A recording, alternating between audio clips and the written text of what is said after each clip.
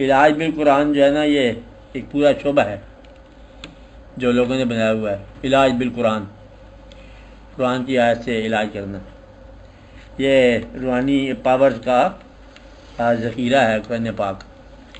اور روحانی پاورز جو ہے نا وہ ان کا خیال یہ ہے لوگوں کا کہ کوئی جسمانی بیماری نہیں آتی جب تک پہلے روحانی طور پر بیمار نہ ہو جائے انسان.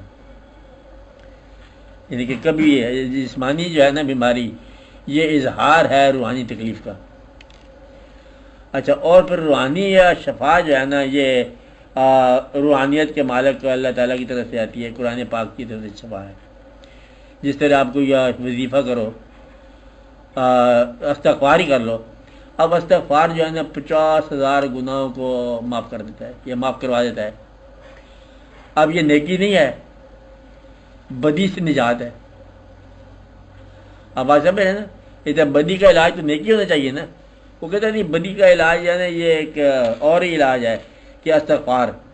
گویا کہ جو پاور بدی کو سزا دے رہی ہے، یہ سزا دے سکتی ہے جس نے دینا ہے سزا، اس سے اپنی بدی کے بارے میں معافی مانگ لی.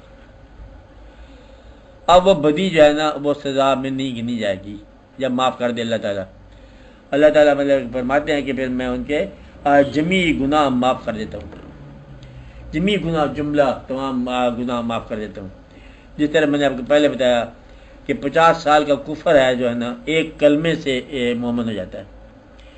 50 سال ایک آدمی کافر رہا ہے، پکا کافر رہا ہے، اور مسلمانوں کے خلاف بھی لڑتا رہا ہے اور ان کو بڑا نقصان پہنچاتا رہا ہے، اور کلمہ پڑ گیا تھا پھر مسلمانوں کو اور اتنا ہی ہاسپٹیبل ہو گیا، بلایا اس کو عزت کے ساتھ بھی، آج سے تو ہمارا دوست ہو گیا.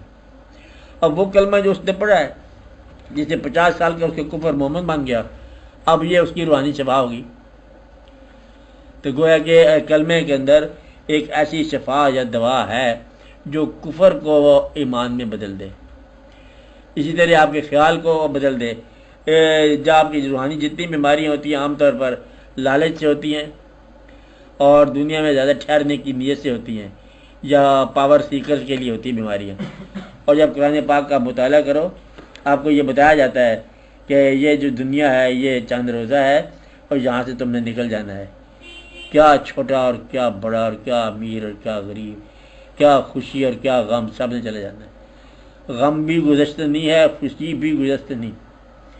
ایسے ایک شعر ہے نا اس کا، کس کا، کہ غم بھی گزشتہ نہیں ہے، خوشی بھی گزشتہ نہیں، کر غم کو اختیار کہ گزرے تو غم نہ ہو.